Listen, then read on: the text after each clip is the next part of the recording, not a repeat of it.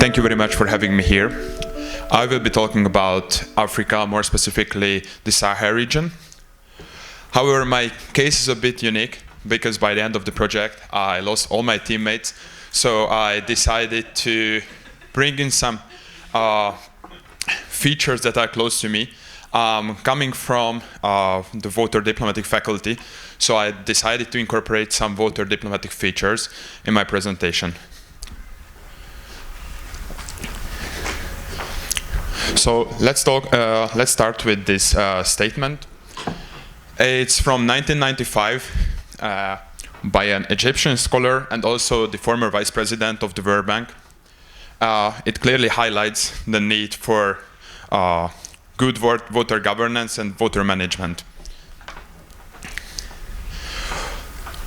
When trying to define the Sahel region, we bumped into the the first challenge, because there are several interpretations exist. For example, when the EU talks about the Sahel, it mainly focuses on the G5 countries that you can see here, while the UN tends to focus on a broader approach, with more countries included. Demography.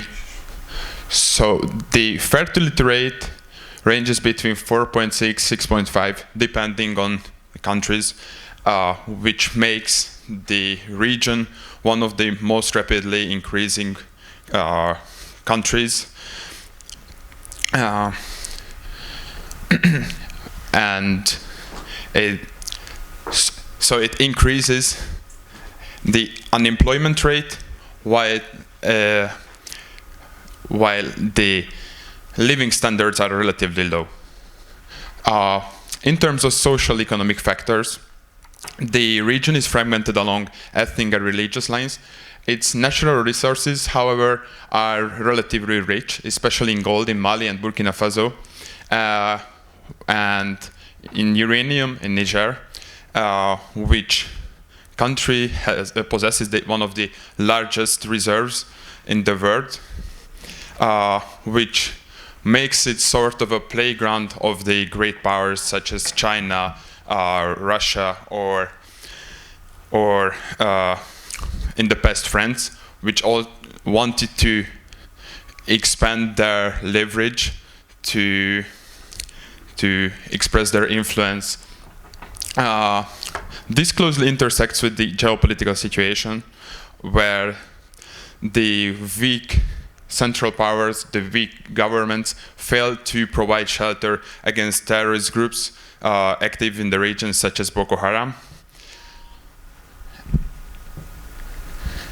And the fifth aspect I want to point out is the environmental challenges. Here you can see the Green Wall project that I'm coming back soon.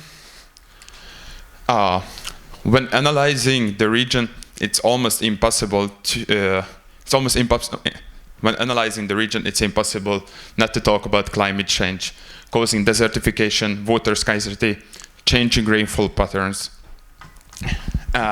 which especially hits hard due to the still existing agricultural societies.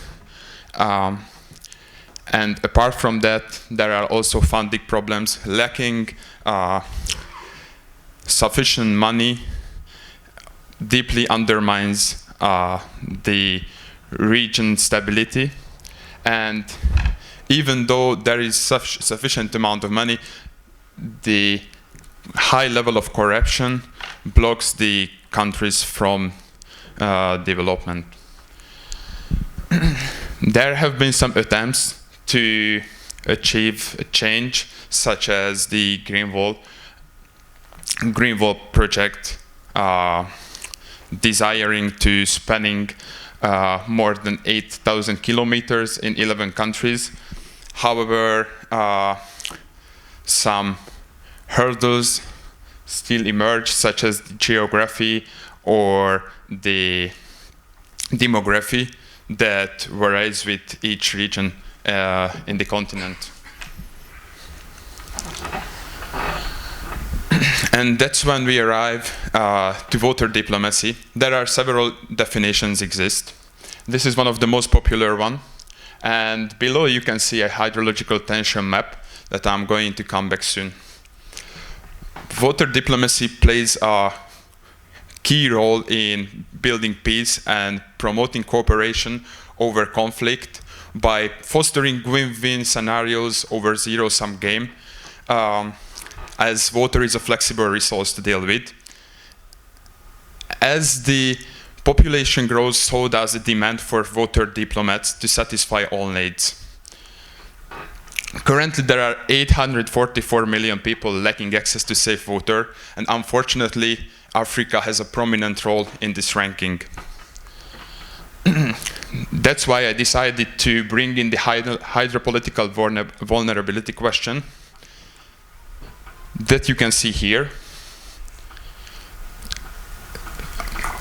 Africa is especially endangered due to the Nile Basin, where there is a huge escalation potential due to the tension between Ethiopia and Egypt, but this topic deserves its own presentation. Now we are focusing on the Sahel Basin, the Sahel region, and you can see the part of it, like the Western Sahel, or at least a part of the Western Sahel, in the figure C. Last but not least, I decided to introduce some water diplomatic tools in the Sahel.